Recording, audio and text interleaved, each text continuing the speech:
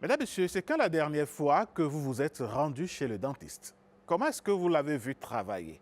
Quels étaient ses va-et-vient? Quelles étaient les activités? Comment est-ce qu'il accueillait ses clients? Quels soins leur prodiguait-il?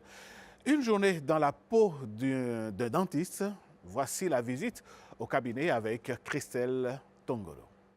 Mesdames, Messieurs, bonjour. Nos dents parlent, mais nous n'écoutons pas souvent leurs signaux. Malheureusement, beaucoup de personnes consultent tardivement lorsque la douleur se fait sentir. Aujourd'hui, nous allons à la rencontre de Sidonie qui nous montre un peu sa routine d'hygiène bucco-dentaire.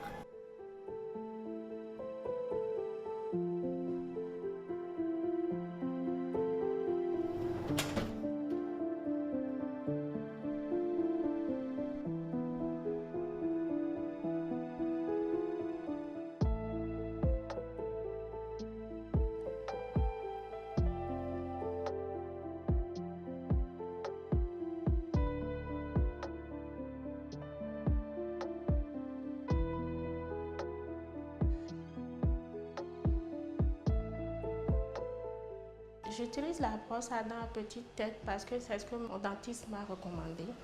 J'ai eu des problèmes dans le passé où j'utilisais de brosses à dents dures. J'ai eu des saignements dentaires, quelques plaques dentaires sur mes dents, quelques déchaussements sur mes dents aussi.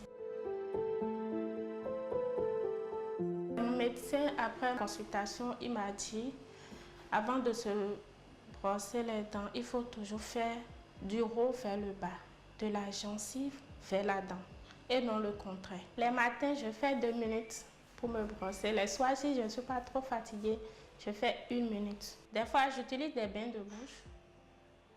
Des fois, j'utilise des fils dentaires. J'utilise des fils dentaires parce que quand je mange, la nourriture se coince entre mes dents. L'utilisation du fil dentaire permet d'éliminer les résidus d'aliments coincés entre les dents. Mais ces gestes d'hygiène, aussi importants soient-ils, ne remplacent pas une visite régulière chez le dentiste. Direction le cabinet dentaire. La première patiente arrive pour une consultation de routine. Bien, dites-là, j'aurais besoin de vos informations. Nom, prénom, date de naissance et le numéro de téléphone, s'il vous plaît. Après son passage à l'accueil, elle est conduite dans la salle de soins où l'assistant prépare le matériel et l'installe confortablement sur le fauteuil. Je suis venue me faire consulter aujourd'hui pour un contrôle de routine. C'est la première fois. C'est parce que récemment, je sentais quelques petites douleurs au niveau de ma gencive. Je me suis dit, pourquoi ne pas voir un dentiste?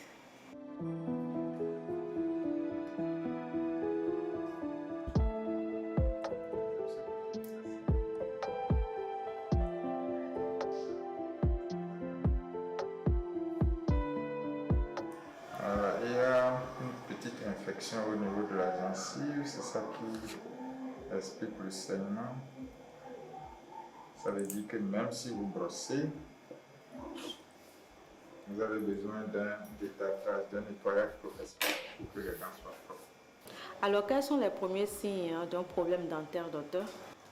Les premiers signes peuvent être de plusieurs ordres. D'accord. En général, ce qui amène les patients, c'est la douleur. Mais il peut y avoir d'autres signes que nous négligeons souvent. Une gencive qui saigne, une petite hygiène quelque part, une difficulté à mastiquer. Mais en général, quand on a mal ou on a une difficulté d'un côté, on le tourne de l'autre et c'est comme ça qu'on laisse les choses. Pour une consultation de routine, nous essayons d'évaluer l'état de santé des dents. Déjà, est-ce que les dents sont propres? Est-ce que les tissus de soutien, à commencer par la gencive, est-ce qu'elle est propre? Est-ce que l'état général de la bouche est convenable? Et nous demandons aussi à voir les habitudes du patient. Elle est venue en consultation pour un problème de saignement, mais elle veut aussi avoir un état de sa situation dentaire à ce jour. Ok. Donc, je suis en train de vérifier si elle n'a pas des infections au niveau de la gencive. Une fois la consultation terminée, l'assistant nettoie et désinfecte le matériel, remet de l'ordre dans la salle et prépare les instruments pour le prochain soin. Quelques instants plus tard, un autre patient qui s'impatientait à l'accueil est installé sur le fauteuil. Il vient pour un détartrage. Est-ce votre premier détartrage? Oui. Qu'est-ce qui vous fait penser que vous avez besoin d'un détartrage? Parce que j'ai constaté qu'il y a des taches sur mes dents. Le détartrage se fera avec un appareil qui sort de l'eau, qui vibre sur les dents et en vibrant avec le jet d'eau, tous les déchets vont sortir. Ce tac n'est pas forcément un signe de mauvaise hygiène. C'est parce que, à partir d'un certain moment, le fonctionnement de l'organisme fait que le tac se dépose. Mais est-ce qu'après, le patient n'a pas mal à la dent? Ça dépend. Si normalement il n'y avait pas une atteinte assez avancée, non, ça fait pas mal. Okay. Mais par contre, parfois les dents peuvent devenir un peu sensibles. Mais c'est pas ça. Ça, c'est le brossage. Le brossage normal.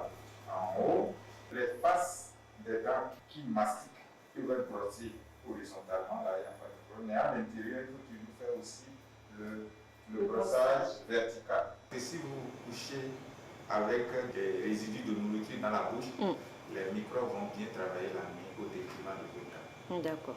Donc le brossage de la nuit, très obligatoire. Très important. Le matin et le soir. Si c'est possible, l'idéal après chaque repas. Alors, quelle place occupent les fils dentaires? Les fils dentaires ont quand même une grande place parce qu'en général, le fil permet de compléter ce que la brosse ne peut pas faire. La brosse va permettre de nettoyer toutes les surfaces accessibles de la dent. Mais là où les deux dents se touchent, le contact entre deux dents, la brosse ne pourra pas y aller, c'est avec le fil qu'on nettoie là-bas. Et c'est un endroit qui est très susceptible à la carie. Quels sont les problèmes bucco-dentaires les plus fréquents que vous rencontrez en cabinet? Souvent, quand vous venez le matin au cabinet dentaire, ce que vous voyez, c'est ceux qui ont les joues enflées, qui n'ont pas dormi la nuit, c'est souvent ça. Alors, pourquoi beaucoup de personnes, justement, tardent avant de consulter? Ceux qui viennent leur demandent pourquoi vous avez attendu aussi longtemps, c'est souvent j'ai peur du dentiste. Il y a aussi l'accès aux soins qui n'est pas facile. Il y a des zones où il n'y a pas de dentiste. Donc les gens ils se débrouillent comme ils peuvent et c'est quand c'est tard qu'ils n'en peuvent plus qu'ils sont obligés de voyager peut-être loin. Il vaut mieux toujours prévenir que guérir. Et la bouche, c'est l'endroit où il y a le plus de microbes. Vous avez plus de 800 espèces de microbes dans la bouche. En temps normal, si vous n'avez aucun problème, ça va. Mais si l'hygiène n'est pas bonne, les mauvais microbes peuvent prendre le dessus. Les pathologies les plus simples qui conduisent aux pathologies graves sont évitables. Si vous vous brossez comme on a dit, ça peut être très bien pour votre santé. Vous allez prévenir peut-être 80% même des maladies. Donc, apprenons à nos enfants à avoir l'habitude. N'attendez pas qu'ils aient mal. Nous-mêmes adultes, il faut qu'on y aille. Une fois par an, ça nous permet d'éviter les problèmes graves. Le thème de la journée mondiale de la santé bucco-dentaire de cette année, c'est « Une bouche heureuse est un corps heureux ». On dit aussi « Une bouche heureuse est une vie heureuse ». Et ça veut dire beaucoup. D'abord, c'est pour dire que les dents ne sont pas isolées. Et vous ne pouvez pas être en bonne santé quand vos dents sont malades, quand on sait, quand une bouche est malade, tout ce que cela peut entraîner. Et c'est bon aussi de rappeler qu'au-delà du confort, c'est tout votre organisme qui est agressé. Et les liens entre certaines maladies générales comme le diabète et les pathologies de la bouche comme les caries et les maladies de la gencive sont scientifiquement prouvés. Quand vous êtes enceinte, vous pouvez avoir des problèmes aussi au niveau de la bouche. Et de la même façon, quand la bouche est malsaine, ça peut créer des problèmes de prématurité. Les maladies bucco-dentaires ne tuent pas directement, mais peuvent contribuer d'abord à aggraver déjà des maladies générales. Au départ, vous avez les complications de la carie, donc vous perdez votre dent, vous ne mangez pas bien.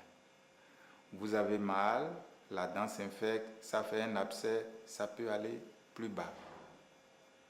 Au niveau de la gorge, au niveau des poumons, et puis ça, c'est la continuité directe. Mais les microbes qui sont très nombreux dans la bouche, plus de 800 espèces, peuvent aussi entrer dans le sang et à partir du sang, coloniser d'autres parties du corps et créer des problèmes. Même psychiquement, vous pouvez déjà être mal à l'aise de sortir et de parler parce que vous pensez que votre identité est malmenée par l'état de vos dents. Donc, la bouche, c'est toutes les dimensions de la santé. C'est le miroir de votre corps. Si vous avez une bouche malade, forcément votre corps est malade. Et nous sommes le 20 mars aujourd'hui, c'est la journée mondiale de la santé bucco-dentaire. Qu'avez-vous envie de passer comme message en lien justement avec le thème de la journée? Je veux d'abord rappeler le thème qui est « Une bouche heureuse est un corps heureux ». On dit aussi « Une bouche heureuse est une vie heureuse ». Autrement dit, la dent n'est pas isolée. La dent, c'est votre bouche, j'allais dire, c'est beaucoup de fonctions. Vous communiquez avec votre bouche, vous mangez avec votre bouche, c'est même un élément d'identité. Et un autre aspect qu'on ne sait pas, c'est que les dents permettent de gérer le stress. Donc quand vous n'avez pas les dents et que votre bouche est en mauvais état, c'est que tout votre corps est affecté, même psychiquement. Vous pouvez déjà être mal à l'aise. La plupart des maladies de la bouche sont évitables avec des gestes simples. Il faut se brosser les dents régulièrement, au mieux après chaque repas, sinon au moins 2 fois par jour. Et le brossage du soir est très important. Utilisez le fil interdentaire pour compléter l'action de la brosse. Il faut aller chez le dentiste qui connaît mieux les problèmes dentaires pour avoir des conseils. Malheureusement, nous ne sommes pas toujours très prompts à faire les soins préventifs, mais c'est très important. Apprenons à nos enfants à aller chez le dentiste, à se faire voir tôt. Dès qu'un enfant a déjà une dent, il est bon pour aller chez le dentiste. Tout simplement. S'il a une dent, il est apte pour aller chez le dentiste. Il faut déjà qu'on le voie. Ça permet de prévenir. Même les mauvais alignements dentaires sont des sources de maladies. Parce que quand les dents sont mal alignées, vous ne pouvez pas bien les brosser. Une bouche heureuse, un corps heureux. Pour garder le sourire, il faut prendre soin de sa bouche au quotidien. Merci à Christelle Tongolo pour ce bel élément. Et oui, journée mondiale de la dent, voilà, on peut le dire ainsi. Vous avez désormais tous les éléments qu'il vous faut et puis prenez le rendez-vous avec un dentiste, faites le tour et pourquoi pas, vous vous en porterez certainement bien.